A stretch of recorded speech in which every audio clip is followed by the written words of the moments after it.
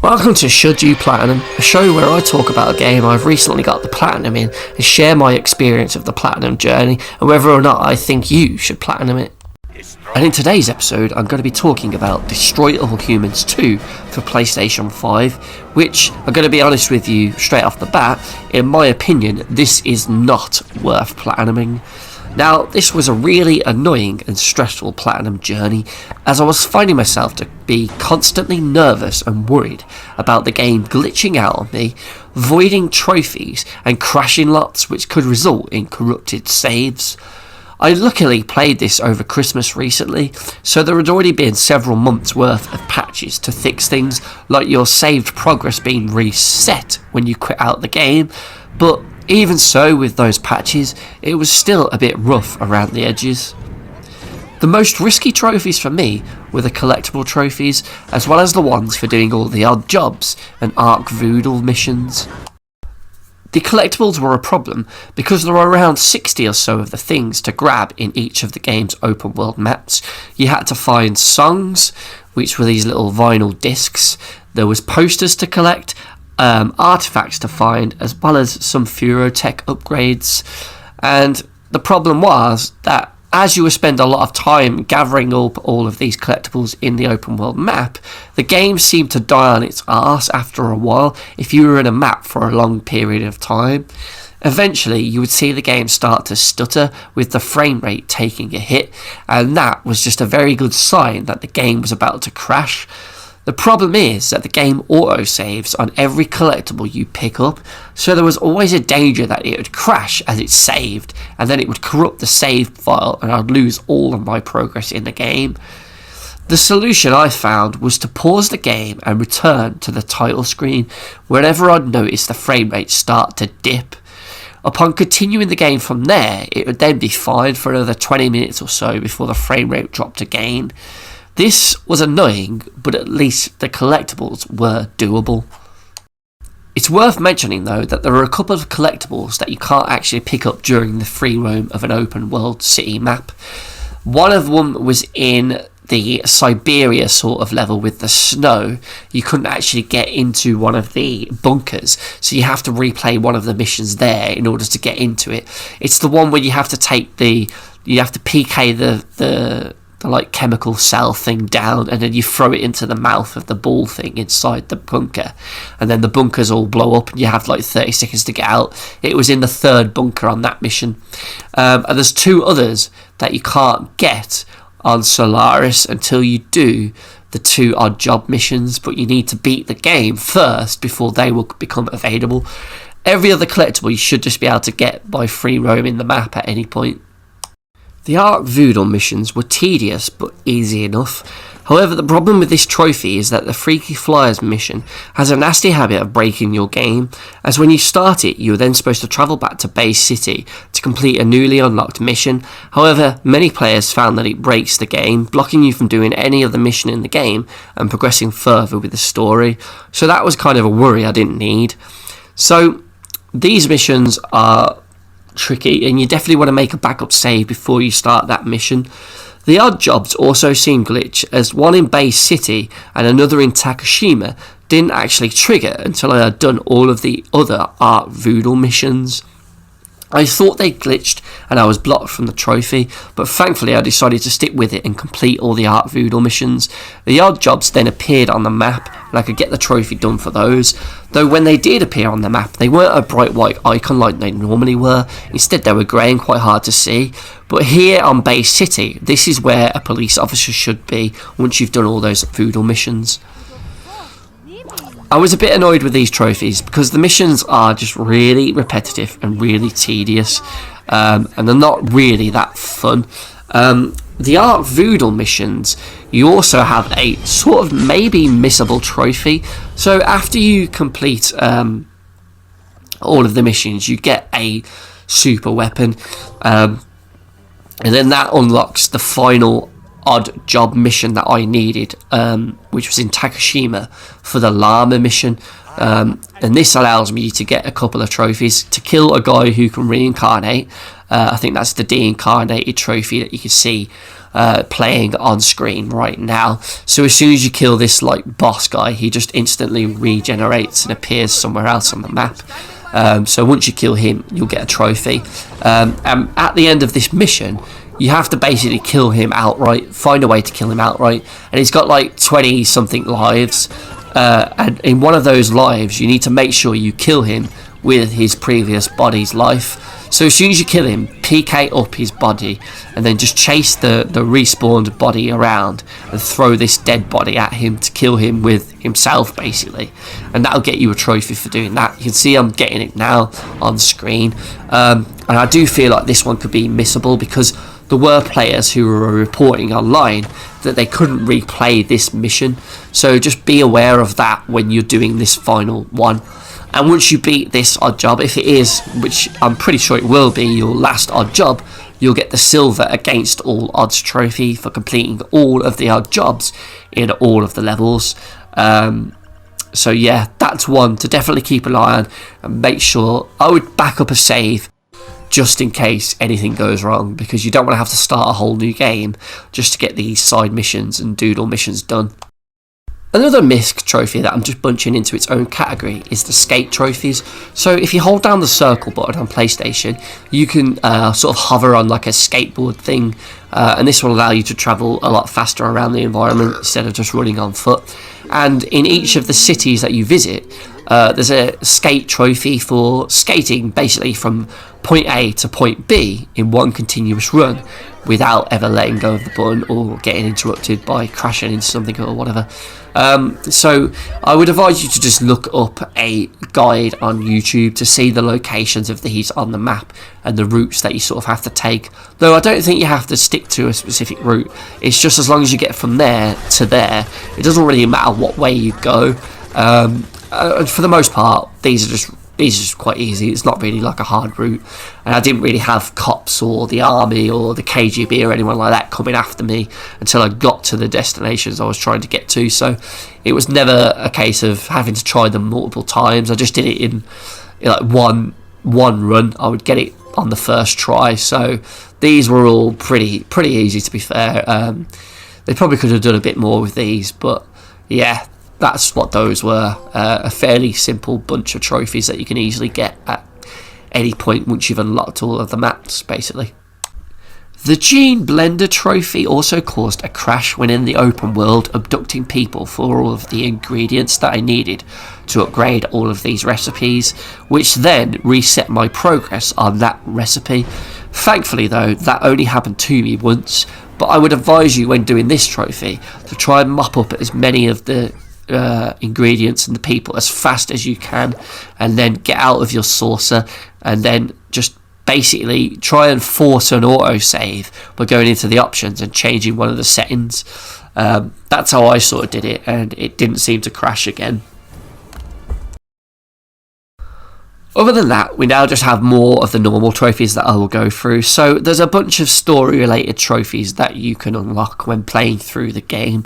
There's one for just landing on in each city for the very first time, which are just a bit of dumb trophies in my opinion, but those will just pop the moment you load into those cities. And then as you complete certain missions, you'll get more story related trophies as you go through the game.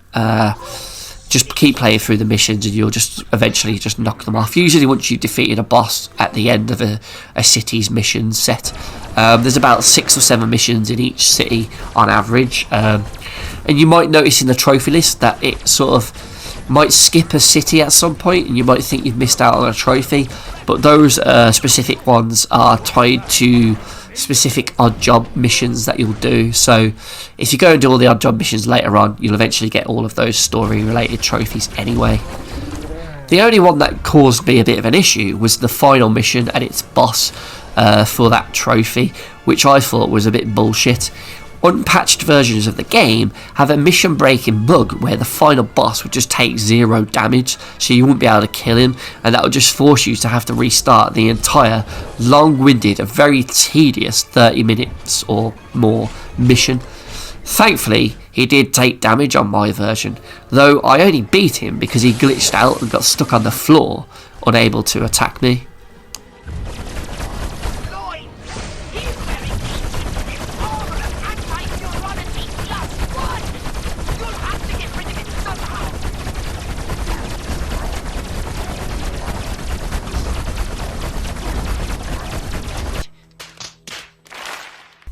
So there are also a bunch of weapon-specific trophies in Destroy All Humans. So these you might not be able to do straight away because you haven't unlocked the weapon yet, but as you play through, you'll eventually get all the guns and you can use them. First up is the Bronze Marsh Mash Trophy, which requires you to just mash the button to either pop out someone's brain or transmogrify something. So if you press triangle on a human, you can body snatch them, but if you rapidly press it, I think that will give you the trophy. Likewise, if you're trying to pop out the brain, you can just mash the button and you'll get the trophy for being impatient, basically. There's also a bronze trophy called Perfect Probe Beta, which is tied to the anal probe weapon. So with this, you need to do 3 perfect shots with the anal probe in a row. So basically, when you hold the button down to aim, there's a white line, and when it goes green, that's when you're supposed to fire. And if you fire it when it's on green, that'll be a perfect shot. So if you do 3 of those in a row, you'll get the trophy, and you can do that at any point in the game once you've got that weapon on any person. There's another bronze trophy called Ducks in a Row, Fish in a Barrel, and this bronze trophy is awarded to you for using the Dislocator weapon, which is the purple one on the weapon wheel, and using it to hit multiple enemies with the single shot. So this is one where you hold it down and you see a purple line, and you can just sort of swing it into a crowd of people and it will knock them all down. If you get several in a row with that single shot just knocked down, you'll get the trophy. So Destroy All Humans 2 also has a bunch of miscellaneous trophies that I'm just going to lump in this section of the video. There's a trophy called Return of the Clone of the Invasion, which is basically just given to you for replaying a story mission for the very first time. So you can do this by going up to your saucer, and when you get that option menu screen, just pick the hollow jet projector thing, and that'll give you the mission list for each planet. And if you just select one of the missions, and as soon as you restart it, you'll get the trophy for that. There's another bronze trophy called Furon Fashion for changing your character's appearance. So if you pause the game and press R1 to cycle through the tabs, you'll see a cloning chamber screen which has a bunch of different outfits for Crypto to wear.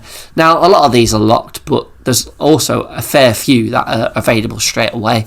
So you can do this pretty much at the start of the game. As soon as you swap to one of the other outfits, you will unlock the Furon Fashion bronze trophy.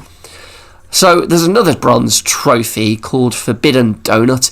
Now this is a Misc Trophy on Bay City. So on Bay City there's this donut shop here, and basically all you need to do is throw a cop through the hole in the donut, in the ring donut. So there'll be a bunch of these sort of Misc trophies. There's usually one for each city, and this just happens to be the one on Bay City. So as soon as you throw through it, you will get the trophy. There's another bronze trophy called Earthly Pleasures, and this one is a trophy which you can get in Bay City again. So here, basically, all you need to do for this trophy is to pause the game and then go and look in your artwork. So as soon as you pick up one of the artworks, just go and have a look at it and you'll get that trophy nice and easily. There's another bronze trophy called Dusted for avoiding the boss in this like Japan sort of level, the Godzilla sort of boss.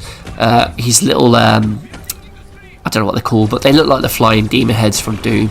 If you avoid some of them while using your skate ability, and you can successfully get away, you'll get the Dusted bronze trophy. And I just got it by accident in this level. I wasn't really going for it, so you should just naturally get it as well. There's another bronze trophy called Shop Till They Drop. So this is basically one that you could do from your ship if you go into the top right option and then just upgrade a weapon for the very first time as soon as you spend your points. So your Furotech points are things you get for completing levels and completing the optional objectives.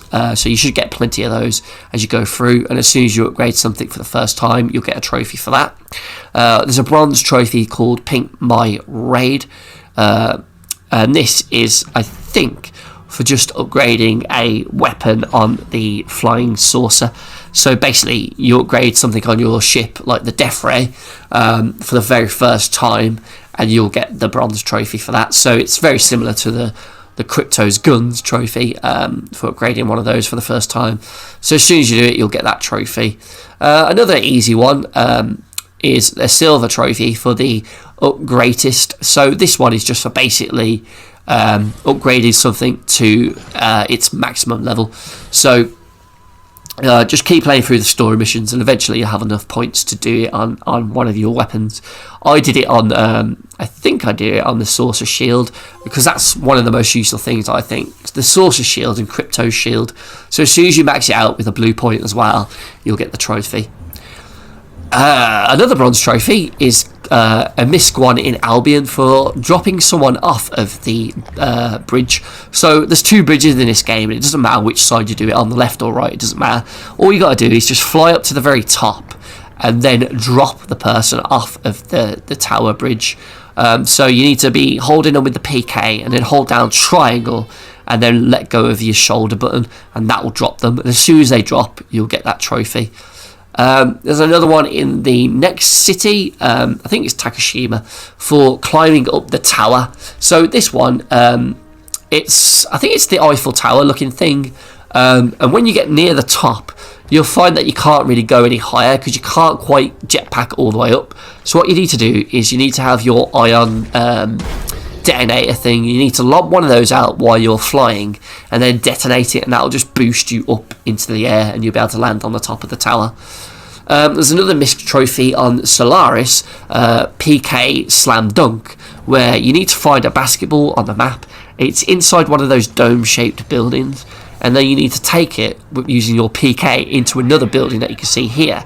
And then on this entrance to this tunnel, there's a basketball net, and you just need to push in the analog stick so you trigger the slam move, and then you just need to jump and sort of get the ball to go through the net as you land, and that's how you get that trophy.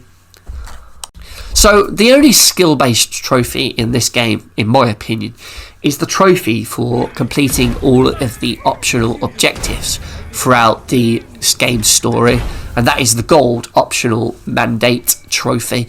So in each level there'll be 2 to 3 optional objectives that you need to complete in order to get them ticked off for that mission. So for example, we could have things like not touching the ground, killing certain enemies, they'll using explosives on enemies, doing certain little tasks, and a lot of the times it'll be in certain sections of the level. You'll see it pop up and it'll tell you what to do, and usually on the little radar map you have, there'll be the white little squares or something. So a lot of the times they're quite simple to get and know what you need to do. And if you feel like you got to mess up on that mission, you can always pause and load the last checkpoint to try it again if you needed to do something else. So yeah, they're not too hard, but there's a couple of tricky ones, and there's a few that you might find that you can't actually do straight away.